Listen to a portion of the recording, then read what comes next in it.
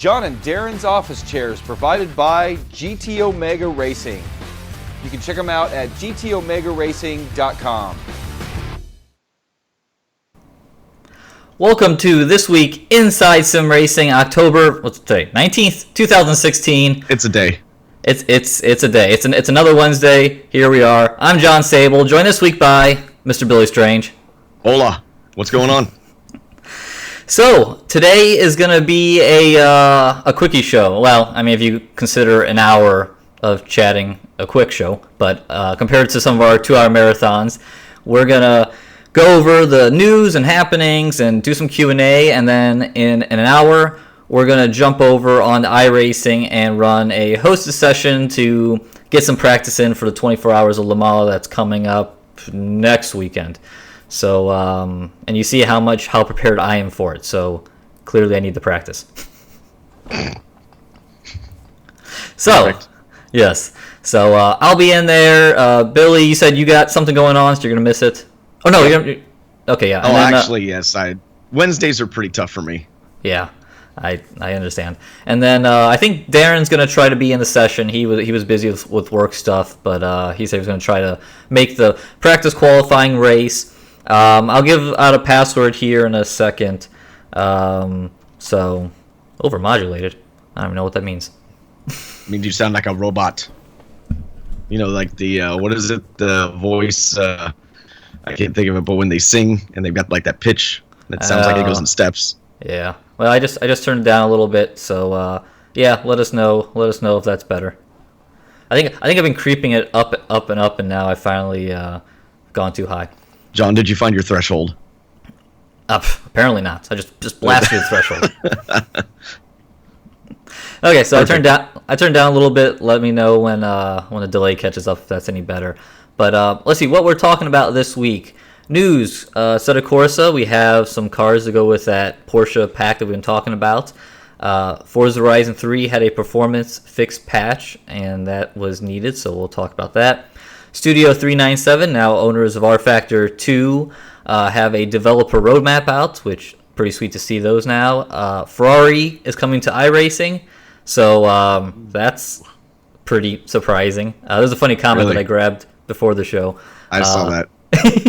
I saw that. And then also in iRacing land, there's another way to become a real-world race car driver through the Global Mazda MX-5 Cup, so we'll talk about that. And then, Billy, what we got going on for happenings? Oh, let's see. We've got your Formula E Road to Vegas update. Should be pretty exciting. I hope you make it exciting, at least. Oculus Rift CV1 review coming. Yes, you're supposed to nod yes when you do this. Oh, sorry. Yes, right. And then you've got a couple other VR accessories coming to the channel. And then I've got some thoughts on WRC6, Ride 2, and the Assetto Corsa patch for the PS4. And then Q&A. I think Q&A and no poll question because I couldn't think of anything. So, because that's how that goes. Yeah, so let's kick off the news with the Assetto Corsa Porsche Volume 1 pack. And so last week we saw some teasers. Well, I feel like the last couple weeks now we've seen teasers. But now we have an official list and a few less teasy-like images out now. And the big news is it'll be out on October 25th on Steam and the PlayStation 4 and Xbox One. And then some other stuff in here about the season pass that costs €15, and if you get that, you'll save 28% over the full price. But so Billy, what do you think of some of these the car list for this pack? I'm really excited. I'm hoping that the 91730, the Can-Am car, comes out really good, because that is one of my favorite series. And I know it's older school stuff, but that 91730 looks badass. And then I really like the 935 Moby Dick cars, so I'm pretty excited to play those or run those. Yeah, and for those, let me give the whole rundown here. It's the 911 Carrera S, that 935 Moby Dick, the 918 Spider. Came in GT4, 718 came in S, 718 the proper way to say it, I'm not sure. Let's see, 911 Carrera RSR 3.0 1974, And then there will be bonus content that you'll get for free. They'll be releasing the Silverstone, the 1960s version of Silverstone, which will be cool. Yep. And I assume pretty fast. And then also the non-neutered version. Yes, exactly. And then the Porsche Panamera G2. So, and that's, as we kind of talked about in the past, that's one of those things where, you know, these manufacturers want you to make one of their current model cars so they can go run at trade shows. So you make it for them, and then all of us get it for free. That happened with the Maserati SUV. So, yeah. Free stuff. Have you ever been up close to a Panamera, or have you driven a Panamera before? Have you ever tried one of those? No. No? They are an amazing car. They're awesome. I mean, all the videos I've seen of them, like they go like crazy. Oh, they are. For such a big looking car, they are incredibly quick. And I will say, even though like the first generation wasn't the prettiest, I believe this is the latest, the new one. Yes. Uh-huh. And the new one, they didn't change it much, but it looks good. Yeah. Yeah, it does. So no, I think that's pretty cool. So yes, that is the Assetto Corsa Volume 1 of 3 Porsche pack. That'll be at October 25th, like I said earlier, on all the platforms. So everyone can enjoy it. Yes. So moving on from there was a Forza Horizon 3 patch that was released for the Xbox One and Windows 10. And Billy, you want to talk about some of these bullet points or some things that stand out to you about it? Let's see. What did I saw a few things in here. They're just fixing some Windows 10 crashes, and there was something I saw in here that piqued my interest. Let's see. Players running 4-core setups on Windows 10 should see CPU improvements, which is, I believe, one of the major sticking points for most of us. Let's see. Improved performance and upgrades. If you had swapped through the upgrade screen, it would stutter, which was pretty frustrating. It didn't do that on the Xbox One, but on Windows 10 it does that, so hopefully that is fixed. And now we've got wheel support improvement to force feedback and dead zone with both Xbox One and Windows 10. What else do we got? Did you see anything else in here? Let's see.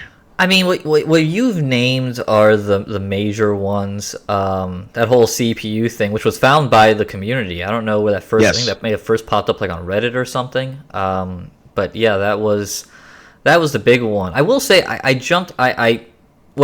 went to go and download the update on the PC, and I must have already downloaded or something because it just jumped me right into the game. Yes. And I briefly went around to see if it looked any better, and it still seemed like I was still getting a lot of, a lot of stuttering, kind of like what you're doing right now, Billy. Yeah, right.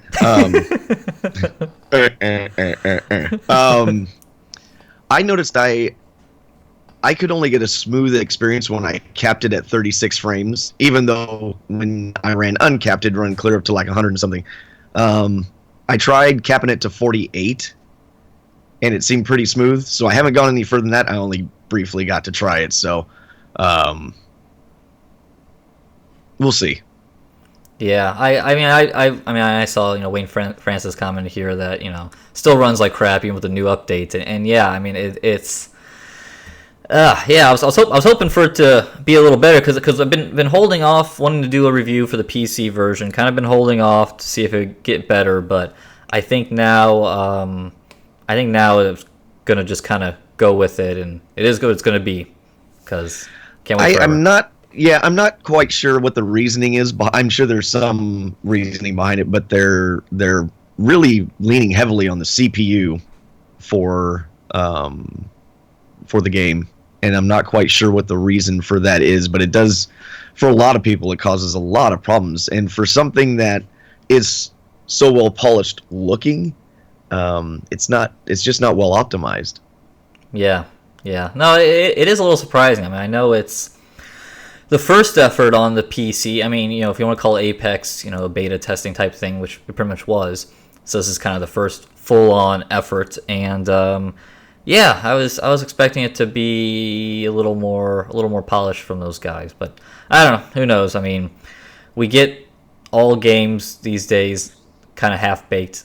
Yeah, So, and I still maintain the point that when you release something like this, the first release of any title is so important to have it be complete, because people just get a sour taste in their mouth, and it doesn't affect that game's sales, it affects the following game sales. And that obviously they're going to have another Forza, and hopefully they get this all straightened out. yes. And yes, guys, I was just playing with chat. Had to restart the computer before we started because Windows 10 decided to do I'm going to run the CPU at like 80-90% for no reason thing.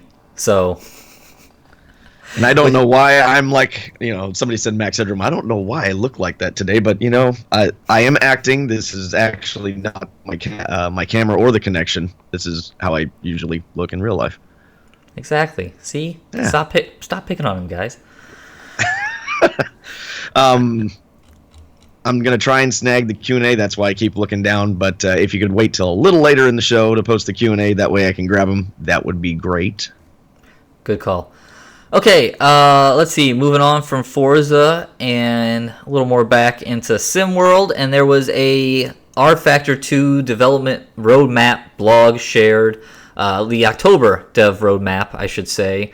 And this, what am I doing? I don't have all these images up. Anyway, so they released some images of some new cars they're working on. Here is some work on a Radical. They said they got the license, and there'll be a car or cars coming with that. They released this image of NOLA, which is New Orleans Motorsports Park. It took me a second to think there. Right. And they this track is coming fairly soon. It's the next track that's on the agenda to be worked on. And then the original image I had up here, this is going to be the new USF 2000 car, which is part of the Mazda Road to IndyCar. That's actually coming next year. That's why it has the 17 on it. And this car is actually going to be released pretty soon. I mean, they worded it pretty much hashtag soon. So, no, wait, not hashtag soon. That's not soon. Real soon. Real soon. Yes, not fake soon. So, yeah, that's some of the stuff coming on a, I guess, new content front. They also said that by the end of Q1 2017, they are hoping to have rFactor 2 running in DX11, and they're hoping to have VR support. And those are two pretty big tasks that everyone's been wanting. So Yeah. yeah, not a bad roadmap. I will say I'm happy that they're doing this, because this is like, I don't know. I feel like Race Room started doing it a lot, and now Automobile at least has been doing it more recently. And I like when they give the developers like these monthly updates. Yeah, I mean, it just nowadays I think the communication between the developer and the consumer is pretty key, especially when you have social media sites like Twitter and Facebook and Instagram and all these places that you can interact. I think the desire for information, even if it's not favorable, I think goes over much better when you sit there and go, hey, I know we said this was coming this month. Unfortunately, we ran into a bump. Here's where we're at. Give us another couple of months. We're working on it. I think that's just better received. So when they do this stuff like telling us when the USF 2000 car is approximately coming and that they're working on the DX11 and VR support, I think that just helps fans that are looking for those answers feel a little more connected. Yes, and keeping things fairly general, like quarters and soon and stuff like that, is Right. also a good thing. Because, like you said, I mean, it's software. It's, and I mean, I somewhat understand, start doing this gig. If I have my PC issues here and whatever, trying to juggle different things. So yeah, things crop up, and then it's like, oh crap, I said this was going to be out on this day. Which I still do once in a while. Like last week, I think I said like that CSL review was going to be out like on Monday or Sunday or Monday, and it came out Wednesday. So, whoops. John. Fired. What are we gonna do? Just keep releasing videos a few days late. Right? Or Hey, I mean, then stop we're promising. consistent. We're consistent at that point. Yes. So yeah, no. So that's good stuff over there, and I'm gonna talk a little bit about rFactor 2 later with that whatchamacallit, the Formula E stuff, and yeah. Oh yeah. There's plenty of room for updates, in my opinion. Ooh. I know. We'll get into it. Next up in John, news. you're so mean. I know. So this car right here, this is the Ferrari 488 GTE, and the big news is it is coming to iRacing, which the guys at iRacing said they're probably never gonna get a Ferrari license because it was they wanted so much money or whatever, etc., etc.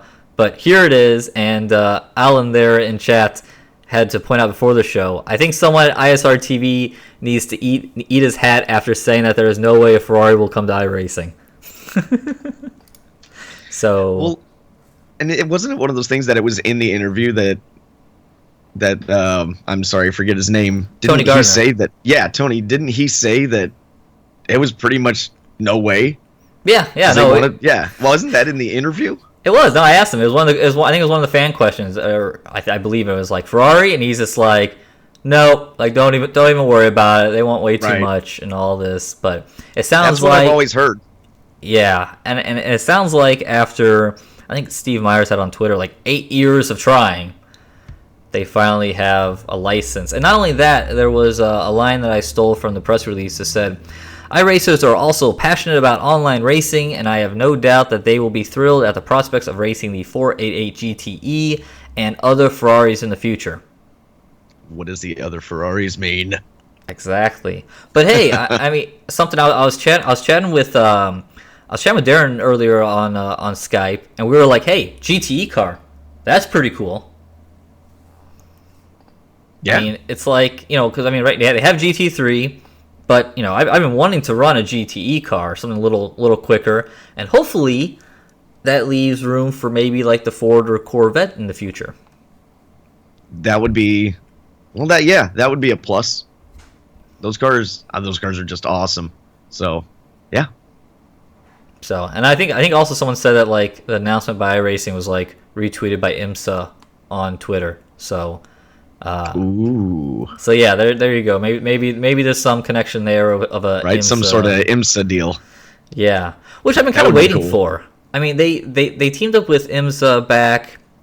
I don't know, back in the day. I feel like when they started, because for a little while there they were running the IMSA Championship on iRacing with the prototypes and the Ford Mustang, which was like, let's just shove another car in here before they had the GT3 cars, and so I've been kind of waiting for them to kind of re-spark that relationship up and kind of come up with official series, and because they pretty much have all the tracks, they just need to get the cars. So I think that's pretty neat. Yeah, it will be, especially if they kind of expand upon that idea with an actual series. That's the best thing these guys can ever do. Any of these developers can make multiple cars in a series. That way you have a variety for those that like to play online or even playing offline races when you're trying to race a full field of AI cars, is to have that variety and not have a single make race. Yeah, I mean, I was for the Oculus Rift review, I was getting some footage of me driving an Assetto Corsa, and I was in a GT3 race, and it's like they have a really nice GT3 lineup where they have the 488 and they got the Mercedes and all, they got a bunch of cars, McLarens, and it was really cool seeing all the different makes and models there. Yeah, it just helps that level of immersion for you. Exactly. So so with the premise of more Ferraris, is there like a Ferrari in particular that you would want to see? Not anything that would probably fit in any class, I think. Unless you were to add something like I don't know if you could add something for the classic Lotus to run against. What would that would be? The 312? That's not right. It would be the car after that. But anyway, one of those cars, or like I really like the 333 SP, the open cockpit. It was a GT car, right? No, it was it was like an LMP car. And Yeah, okay. I'm sorry, I forget. It had Momo on it and a couple of things. That was always a cool car. The Ferrari, and then the older Le Mans car. What is it? The P330. I can't think of it. But that real swoopy looking car that kind of ran in the era of the. I think it tried to compete. It turned into a 412 at one time. I'm stumbling over my words because I'm trying to think of the car it's actually called. It turned into a 412, but it was trying to compete with the Porsches and the GT40s and stuff, and it was kind of this anomalous looking car that kind of fit in a different spot. Yeah. I'm seeing some of the comments now. The FXX, that would be.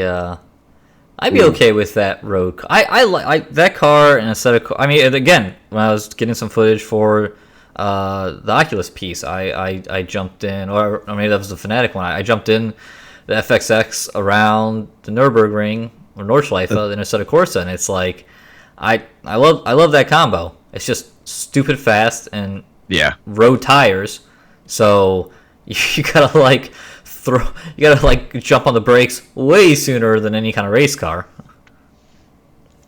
Okay, I had to look it up because it was driving me nuts. It's the 333 SP, and then the 330 P4. Those are the two cars that I really would like to see. Like I said, there's really no spot for those cars to fit, so I doubt they would ever come, but I like those cars. I think they're cool. Someone dare dream. I think it would be interesting, and I think I saw a comment in there. It would be fascinating to see if they would do, not only if they would do, but if they could do one of the modern F1 cars, and then run it with the McLaren. I don't know. I don't know if licensing wise that can be accomplished. I mean, I know with. I think, sometimes they get pretty sticky about what cars you're putting them with. Although they're getting to put them in the GT3 field, so...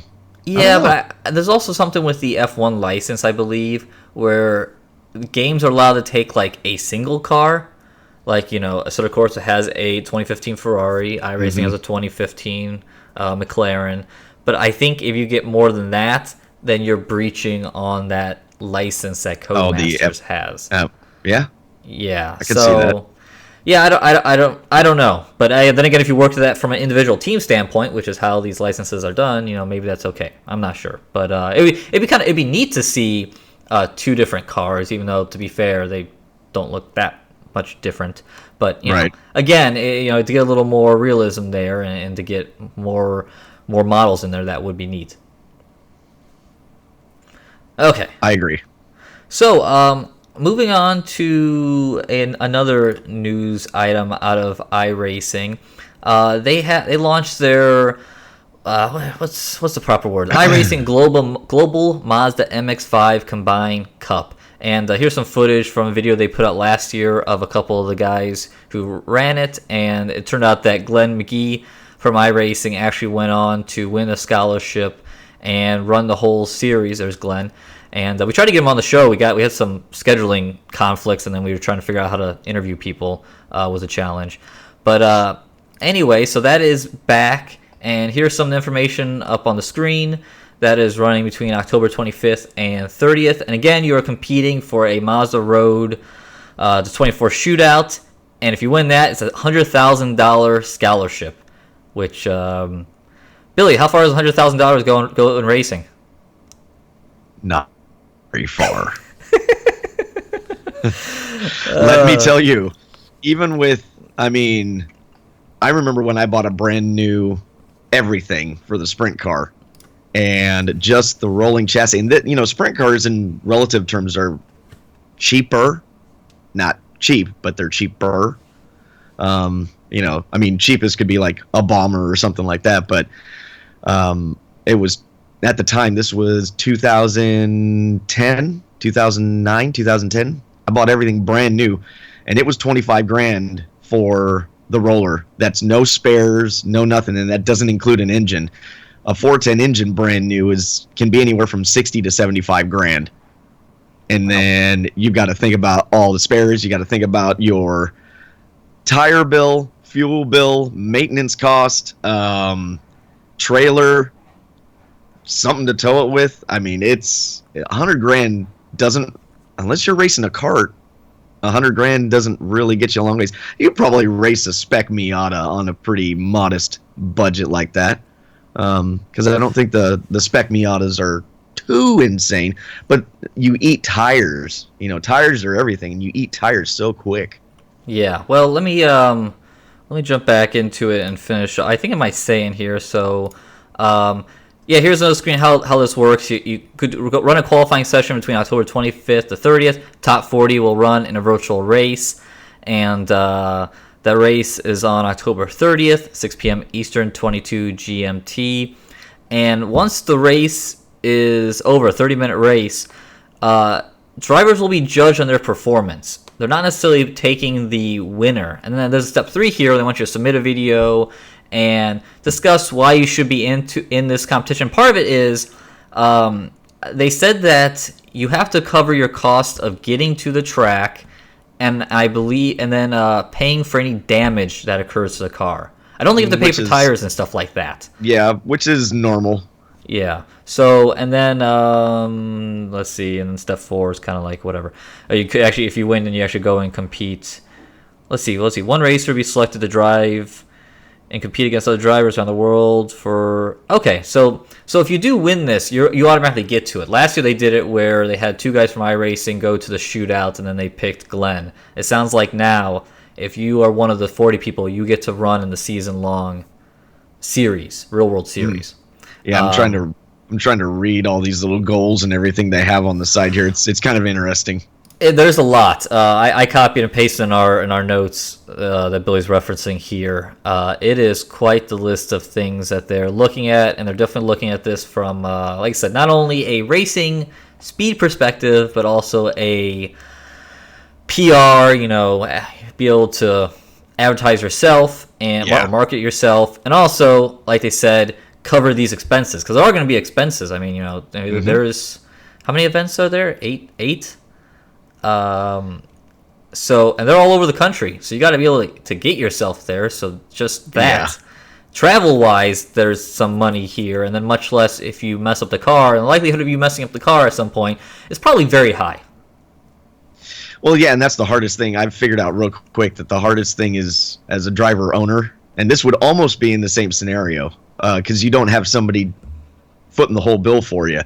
You tend to think about, should I stick my nose in there? If I do, I'm going to have to pay for that if it messes up. And I struggled with that for about 1.5 years of running, and finally had to figure out, you know what, if I wad the thing up, at least I'm going forward, and just had to throw the owner's hat out the window when I got in the seat. And it's hard to drive like that. It's hard to not worry about the money when you're the one that's got to pay for it. Yeah. So no, I mean, that's excuse me. No, I mean, I think, you know, it's cool they're doing that.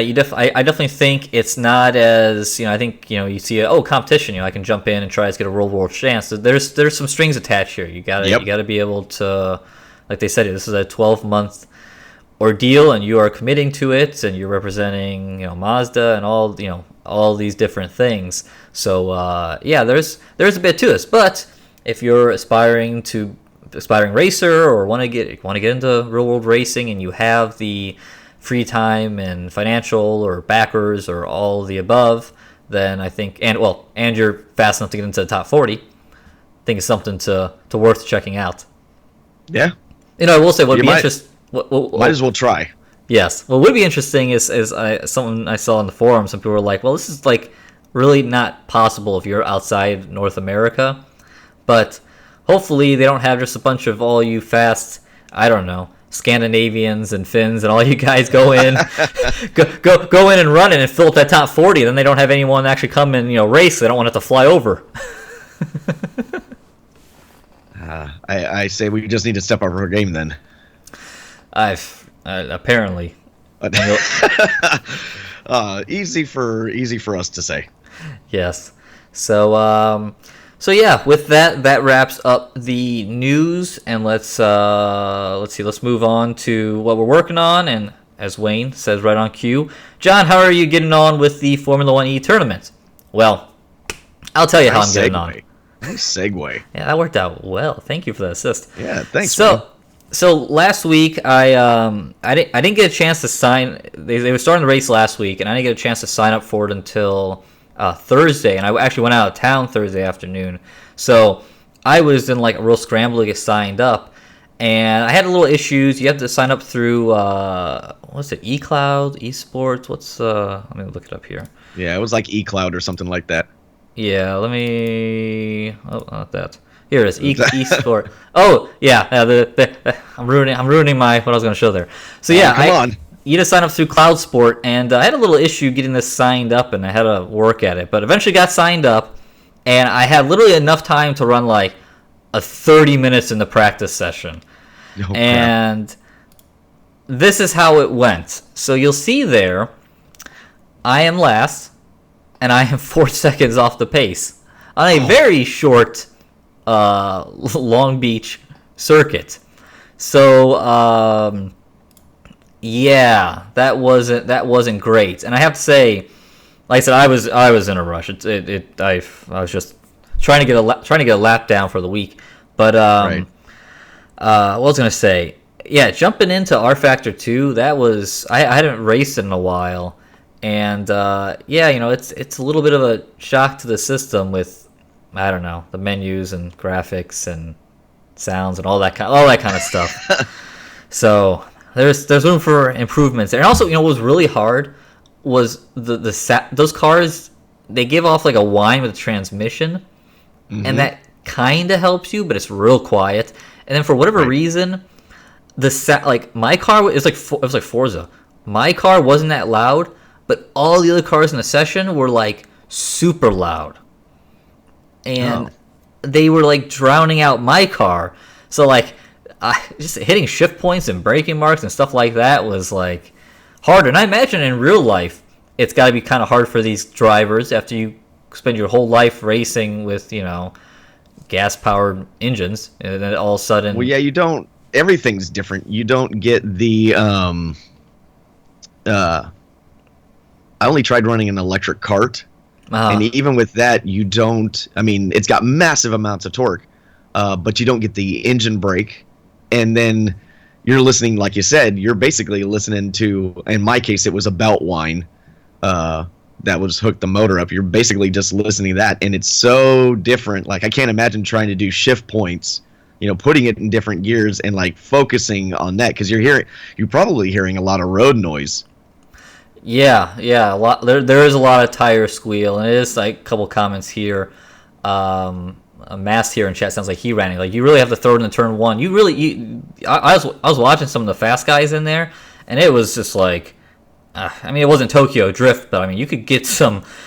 You had to kind of really hustle it and slide. No The cars were pretty squirmy, and I didn't even work on setup. I was just trying to get a lap down, and I never ran that configuration of Long Beach where you go and you cut out the standard turns. I don't know, 1, 2, 3, 4, 5. You could take the shortcut around the convention center, and yeah. So that was a thrash, and that was interesting. So I'm hoping this week I have more time.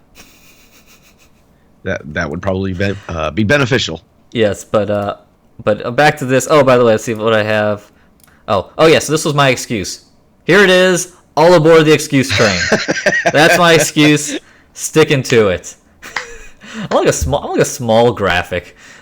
Oh.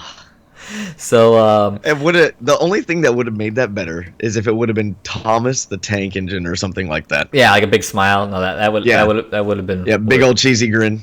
Yes, that would have been way better. But anyway, here's the current standings, and it's a who's who. David Greco, an alien who now works for doing physics with Codemasters F1 series. They're third. Graham Carroll's a familiar name. I mean, when guys like Gregor Hoodoo are running fifth, and I know Pablo Lopez there in 19th. Wyatt Gooden, met him at iRace for Life. He's down there in 17th.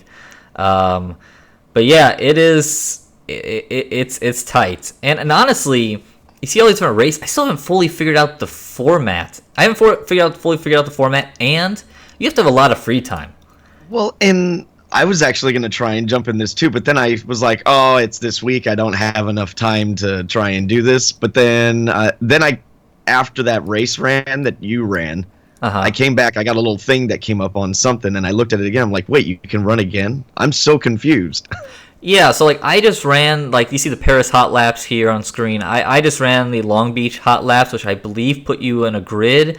And then there was they ran different races on Saturday, I think Sunday, of like the top qualifiers and second and then third. And yeah, I don't even know if I was included, if I could run in those. And now right now at Long Beach, they still have the series races, which I look at the schedule and let's see, let's look at the servers, what's going on right now. So like right now they just got open practice with no one in there because essentially Long Beach is done for the weekend. So yeah, I don't know. It was I'm still a little confused by it, and it cost $25 to sign up. Oh, this wasn't free. I thought it was going to be, but you got to like purchase a Cloud Sport thing. So yeah, I don't know. Telling me it gets rid of the dating issue that like Plenty of Fish has, where it's a free site versus like an eHarmony. That is true. It does do that. Out the riffraff. You do got to be committed, and you do got to own rFactor 2 and all that. So yeah, it's interesting. So yeah, I don't know. I'll keep working at it. I kind of want to actually give it a real try. Like I said, last week wasn't. I didn't have any time to run it, and I clearly don't have the time to essentially run it every single weekend. So yeah, if you're running this, clear your schedule. Yeah. So yep, that was my Formula E experience. Let's see, moving on. Oculus Rift CV1 review. Darren and I shot that yesterday. It is in the can. Now it's down to me editing it. So got going on that today. And I'm not going to give a day for that being out, but I'm shooting for this weekend. Or hashtag soon, I mean. So there's that. And then let's see. And then we have a couple. Okay, so I was hoping for a couple VR accessories to talk about today, but I'm only going to talk about one because another one I think I'm still going to get, but I haven't had the final confirmation, and I don't want to quite talk about that yet. So maybe next week. But Darren got the Wind Simulator from Richard McNaughton, Avenger here, and there it is in all its glory. It's pretty sweet. All the inside sim racing pieces there. That's all 3D printed. Looks super slick. I was gonna say so fancy looking. Yes, I love it. The colors and logo. It looks great. So here's a couple more. These are images that Darren put up on Facebook. If you didn't see it, and hopefully Darren will be back. Even though I think next week said he couldn't make the show. I don't remember, but whenever he's back, have Darren talk about this a little more. And I don't think he's had a chance to get this up and running yet. But yeah, this is that's pretty serious. Looks pretty awesome. That's fancy stuff. Yes. So be on the lookout for more information on that on the live show, and then also I think Darren's gonna try to do a standalone show on that. So with that said, that's all I have with happenings. Billy, what do you want to talk about? All right, real quick here. So I put out a WRC6, kind of a first impressions / somewhat in depth. I'm not going to call it a review because I didn't finish the game, but I think I put it through its paces pretty well. Yes. I thought it actually, for what it is, I like it. It's not the best as far as I guess the point I'm trying to make is if we try to make every game the same, like we want everything the same way, then what's the point of having different sims on the market? Same thing with the gaming industry. If you look at like and they've tried this, open world games, MMOs, multiplayer only, first person shooters, when everybody tries to go that direction, it just dilutes everything instead of making something stick out or something different. I think we need to be careful about what we're trying to say, what we want from titles in sim racing. I don't think this is an arcade title. Somebody commented about how it wasn't oversteering enough. It's a modern day WRC car, and it's four-wheel drive. You don't oversteer, if at all possible, with a four-wheel drive car. You point the front end in the direction you want to go. If you hit the e-brake, you might countersteer a little bit. But a good example of this is even the way overpowered World Rallycross cars. You look at those guys aren't crossing it up. The car gets sideways, which the car was getting sideways, but they're not opposite lock going in. That makes the car go that direction. You don't want to do that. So I thought some of the comments were interesting. Some people wanted more cars in there. That's not what this game is. It is a WRC focused title. It is very much like the F1 2016 in my opinion. It plays well. I had rock solid frame rate. I had no optimization problems. The only issue you're going to run into on the PC is if you have multiple inputs. That is the one thing that, in my opinion, kills this title from more people getting their hands on it. Co-driver stiff, like I said, but I actually found it a little easier to understand than Dirt Rally.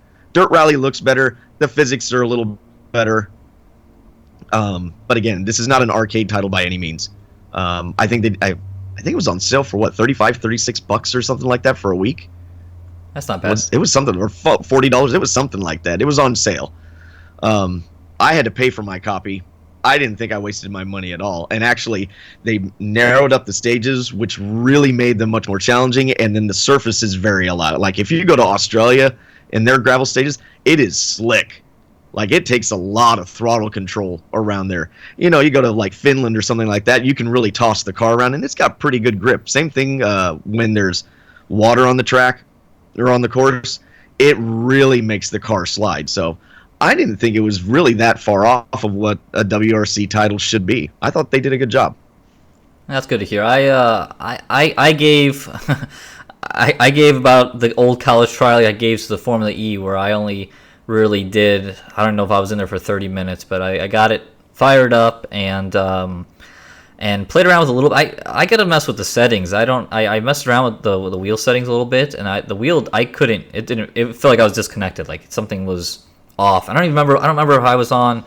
I had to run a full 900 because when I tried to run 540 and stuff like that, it didn't feel right. I had to run a full 900 degrees and let it dictate what I was doing. When I did that, it felt fine. I will say I don't think I gotta play. I more or less came in, did the first little event thing where he doesn't, gotta run automatic, and that's not a good It's a good way to introduce somebody to the game, but it's also bad for the people that have already played stuff before. So yeah, I did like I said, I did like when it said, this is where you should be at as far as difficulty level, but I know it can make it feel awkward.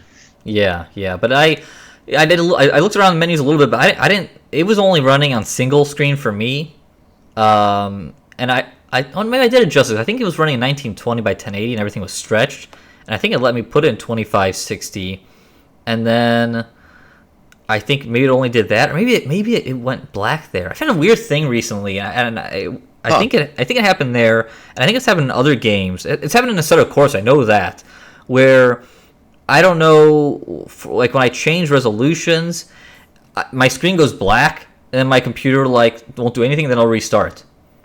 I'm like, this is a new one. And it's like, I don't know what that is, and I think Assetto Corsa has always been real pissy about resolution. Like if you don't have the right resolution, it just kind of if it's not in game right. Yeah, if it's not in game at the right resolution, it screws everything up. So you have to make sure your in-game resolution matches your monitor. Otherwise, it goes bananas. I didn't have any of that though. I mean, it automatically detected my 2560 by 1080, and on WRC6, and away I go. You know what this reminds me of? I forgot to say it. Is like Colin McRae 03, Colin McRae 04, or V Rally 3. That's what WR6 C6 reminds me of. Gotcha. Okay. No, I agree with you. It's gonna be It's a WRC title. Those are the cars, and it's okay. I think it's okay to some degree if some of these official licenses are a little more SimCade. The more I think about the F1 2016 game, the little more that I kind of wish I would have been almost a little easier on it. Not that we were like hard on it, but it's just it's got to do a lot of things, and for as much stuff it has to do, I think it does a pretty good job. Well, like I said, this is kind of in the same area, and I wouldn't even call it SimCade. That term's kind of a broad term, and I'm not sure what that means anymore. I'm just gonna say it's not as bleeding edge sim as Dirt Rally. So if that's what you're looking for, a hardcore, Dirt Rally is the way to go. I think this has a lot of simulation elements in it. I will stand firmly against the idea that this is an arcade title. Okay. Let's see. So we only have like 12 minutes before we got the session going. So what do you got to say on Ride 2 and Assetto Corsa? Okay, real quick. Ride 2 is coming. I did start it. Probably see a video within the next 2 weeks. I just got to start it yesterday, and it's pretty extensive, so I want to put some time into it. I've put about 3 hours into it so far. Like what I've played, still need to play more. Haven't played all the bikes. And then thoughts on Assetto Corsa PS4 patch. I only got to do like a couple races. I'm not noticing a big difference. They added difficulties. I don't think that needed to be added. I think they needed to adjust what was there. I actually saw worse frame rate when I first fired it up, and then it smoothed out. I don't know what the deal is there. So I'm going to do a video on that one. That's probably going to take me, with the stuff that's coming out, probably 2 or 3 weeks as well to put a video out on that. So more in depth, those are coming. Okay. Yeah, that was another one. I downloaded the patch, and I haven't had a chance to check that. Actually, yeah, I was curious about that one. Okay, so with that said, let's go ahead and move on, and let's get some Q&A, and then we'll let you guys know the password to go and jump in that iRacing session. We're going to join us there, and off we go. Okay, so I see Billy's adding Q&A. Awesome. Let's start off with this first one. Oh, this was before the show from Travis, Time Runner 414. Q&A, do you foresee race rooms supporting VR anytime soon, or are they going to keep their heads in the sand and pretend that VR doesn't exist? I don't know if I'm going to put it quite in those terms, but I mean, that's kind of where it's at as last we heard. So I do think they need to jump on board. I think you're going to find that the VR is not going to be the end-all be-all of things that people were predicting, and mainly because I'm copying Q&A at the same time here. Mainly, if you look at a lot of the industry trends right now, and a lot of people in the know in the tech, VR is not taking off like they thought it was going to, especially on the Oculus and the Vive. And part of the problem is there is no big killer game for it right now. It's working the best for horror experiences and for sim racing, but sim racing is such a small niche genre within a genre. I don't see that being sustainable. So what's really going to dictate is how well PSVR does for the PlayStation, and whether somebody really comes up with some titles that are big and expansive, that are just not 10 minutes here, half an hour here, 20 minutes over here. You're going to need some full-blown games like Resident Evil is supposed to be. Resident Evil 7 is supposed to be a full-blown VR title, as well as a standalone regular title. You need more of those. And if they can get more of those, then you'll see the launch and the viability become more. You've got to understand that these developers are putting in time and money into these things, and they're not charging for it. So, in my opinion, I, as a businessman, owning my own business, I would wait. I would not put VR into something until I see the tech go further. Yeah, I mean, I've read and seen the same kind of trends that you are. It isn't quite tracking what they had hoped it had.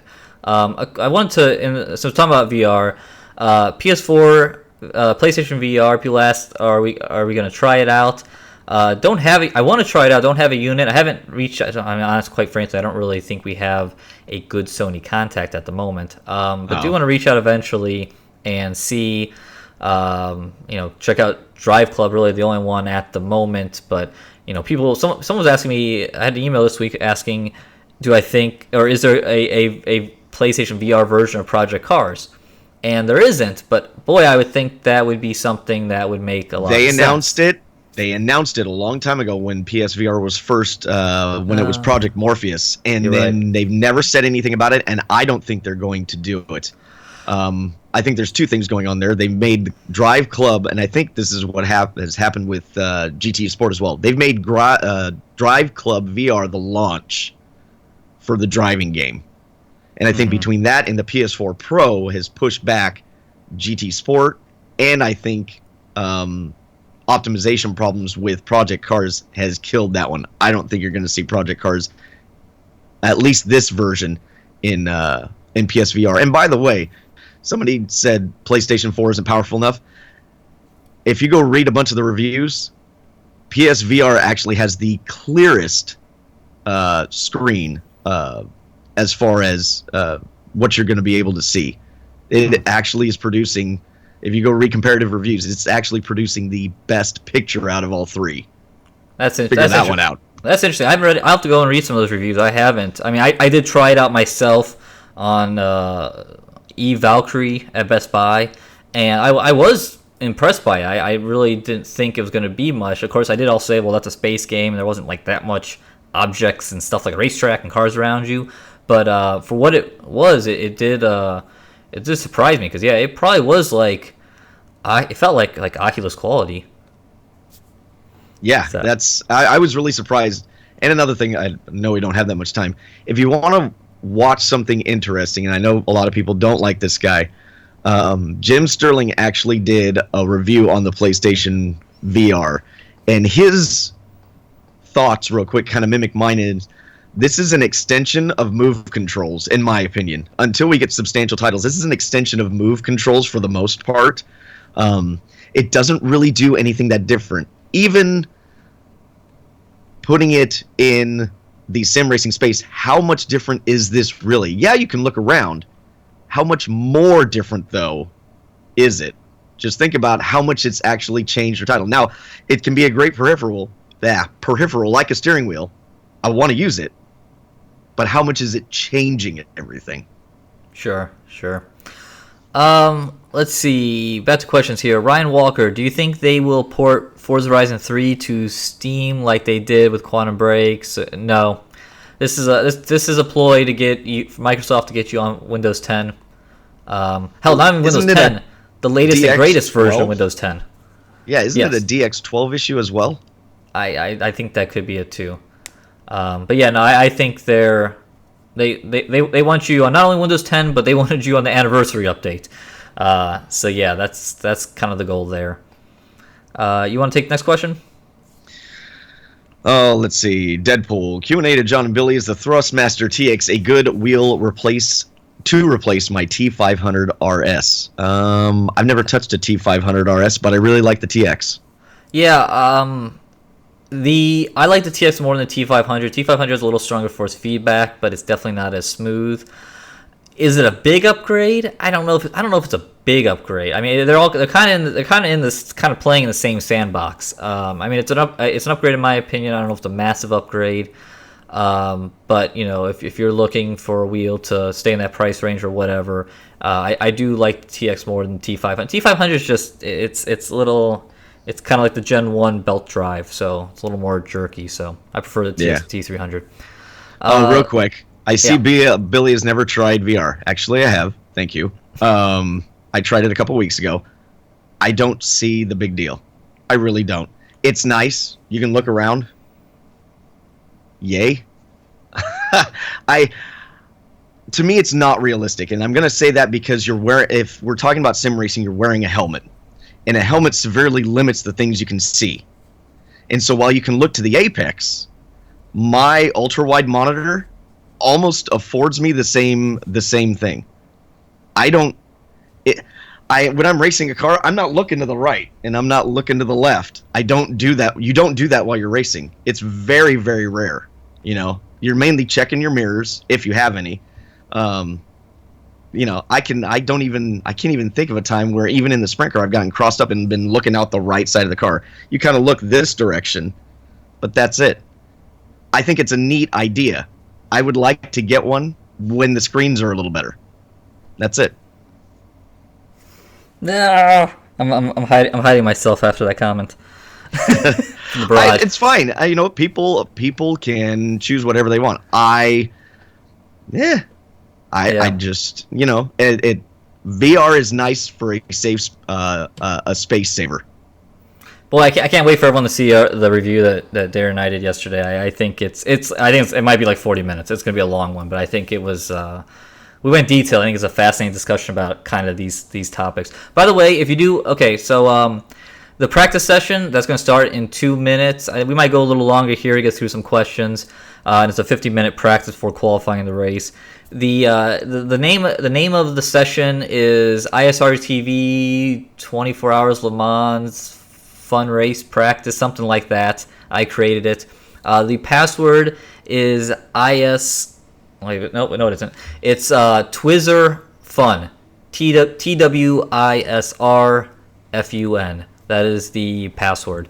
So, that'll be starting up in a couple minutes. 50-minute Have fun, guys. Yes. And someone asked why such a long practice session as well, because I haven't had any practice, though, and I want to practice. And also, I figured this might go a little long and takes a little bit to get over there. So, yep, that is going up, and look forward to seeing you guys there. Where are we at now? Let's see. Spatial Dragon, PS4 Drive Club VR. It is a separate game. Yes. Which just kind of sucks.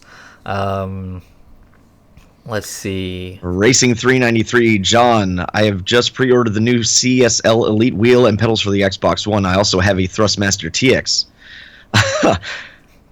Actually, it's not a question, it's a statement. I wish you had said the Fanatec was better than the TX. I have wasted my 700 pounds. Have I wasted? No, I don't think you've wasted. Well, let's talk about this. The pedals I love. I really like the pedals. And to some degree, if you're racing for the Xbox One, it's easier having a matching set. Yes. Yep. I was partially thinking I might do a wrap-up video on the CSL line talking about that and some other things since that wheel review turned into whatever it was, comment section. So a big thing with the CSL, you got to use 3 bolts. That's kind of that's what Fanatics said. They said don't use 2, don't do what I said, what I suggested to do. They said you got to use 3 bolts. So if you can either have a rig that has the proper layouts, or you can go and you can drill yourself, which is an option. It's something that I brought up because, quite frankly, and me and Fnatic had a conversation with this on emails this week.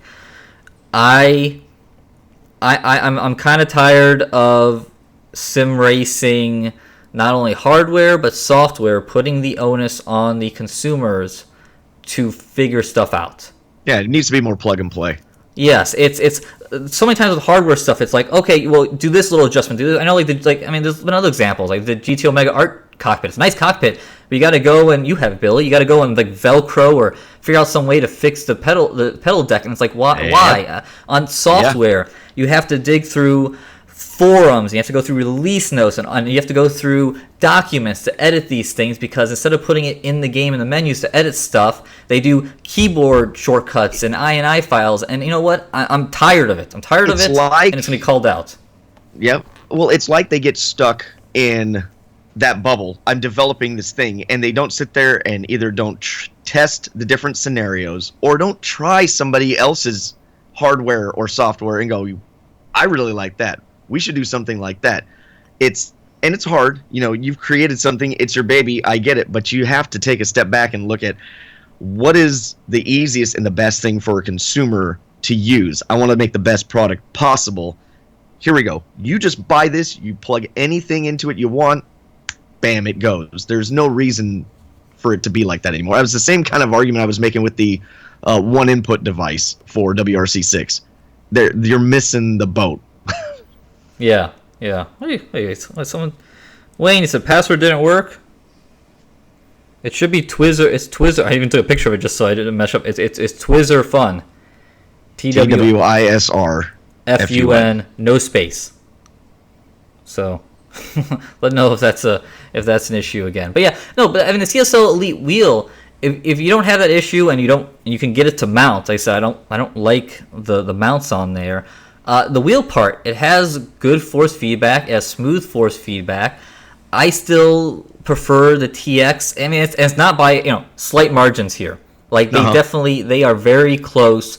They're right there. It's a slight margin. Partly has to come with the wheel selection, and the CSL, the Fnatic wheels, they fight you a bit on center. I don't care for that, and I don't lose my mind over a little more force feedback. And for me, the Thrustmasters are smooth enough for me. So yeah, but it's not a bad wheel. And hopefully that came through in the review. I hope that came through, that there are positives here. There's just some, in my opinion, silly cons. So, as long as you can mount that thing, I think you're okay. Yeah. Okay. Let's see. One more here. Nicholas says, to John and Billy, have you tried sim racing system on Assetto Corsa? If you have, what's your opinion about it? I have not tried it. I have not either. That is something I want to. We talked about here on the show. I mean, it's on a long list of things that I would like to check out, but have not. Okay, so let's see. Anything else we need to cover? I don't think so. I think that'll do it. Okay, so that's good. I'm gonna go. Oh, well, okay. Lurcher 101 said the password works. Wayne Williams, that is a good point. I do agree. I think wheels should show up with the bolts themselves too. Yeah. I think make me pay the extra $5 for crying out loud. Make me run down the Ace so I can go buy an M6 bolt. I stole Darren a bunch of bolts and stole from him, but yeah, it kind of it's kind of a pain in the ass to have to go and run out. It's like, oh, I got my new toy. Oh, I gotta go to the store to go get my bolts. Right. I wish, especially the ones that only need two. I wish they would just include it. Right. But okay, cool. So yeah, it seems like hearing the password works, but we'll get that figured out. But anyway, guys, thanks for watching the October 19th edition of This Week Inside Sim Racing. Thanks to Billy for jumping on with me. Doing good work. Thumbs up. Whoa. Easy. Smacking your mic around. Smacking my mic around. That's right. So, yes. So tell him that I told you so. Yes. So for John Sable, Billy Strange, thanks for watching. I'll see you guys in the race session soon. Yep. Thanks, guys. Have fun. Bye, guys.